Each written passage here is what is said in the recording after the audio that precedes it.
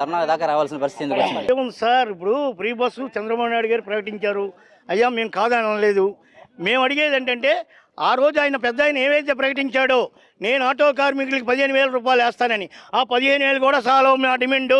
మాకు కుటుంబానికి 25,000 కావాలి. లేని పక్షంలో గవర్నమెంట్ హ్యాండ్ ఓవర్ చేసుకోండి ఈ ఆటోలన్నీ. మేము కూడా ఫ్రీ సర్వీస్ చేస్తాం. మీ గవర్నమెంట్ తరపునే 8 గంటలు డ్యూటీ చేస్తాం. నెలకు 30,000 రూపాయలు ఇచ్చేయండి ప్రతి ఆటోకి. ఇక్కడ డ్రైవర్లు ప్రతి ఆటోకి డ్రైవర్లు ఉన్నారు, ఇద్దరు ఉంటారు. ఆ డ్రైవర్లందరినీ మీరే హ్యాండ్ ఓవర్ చేసుకోండి. ఇప్పుడు లోగడ ఒకసారి ప్రైవేటు వాహనాలన్నీ గవర్నమెంట్ యూనియన్ చేసుకుంది.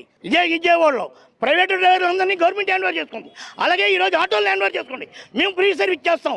ఆటో ఏదైతే మాకు ఆయిల్ కావాలో ఆయిల్ ఒక్కటి మీరు కొట్టించి నెలకు 30,000 ఇస్తే ఫైనల్స్ మేమే కట్టుకుంటాం, ఫిట్నెస్ మేమే చూపించుకుంటాం, బండి రిపేర్ మేమే చేపించుకుంటాం అని మా డిమాండ్. అయ్యా ఇప్పటికైనా కర్రు తెరవండి. మేము అడిగేది ఏంటంటే కనీసం ఒక ఆటో కుటుంబానికి 25,000 ఇవ్వాలి. మీరు ఉద్దక్షణ ఇస్తున్నారు. పెన్షన్లు ఆడవాళ్ళకి 16 సంవత్సరాలు చదువుకున్న వాళ్ళకి అనేకమైన పథకాలు ఇచ్చారండి. మీరు ఈ రోజు ఆటో వాళ్ళని కూడా మీరు ఆదుకోవాలి. ఆదుకోకపోతే ఏం చేస్తారు? 6 నెలల నుంచి లోకేష్ బాబు గారిని గెలవక ముందే మేము కలిసాం. గంట సేపు తను మాతో మాట్లాడాడు. చాలా సంతోషించాం. బ్రహ్మాండంగా మీకు మన కార్మికులకు అన్యాయం జరగనేమో గవర్నమెంట్ మాది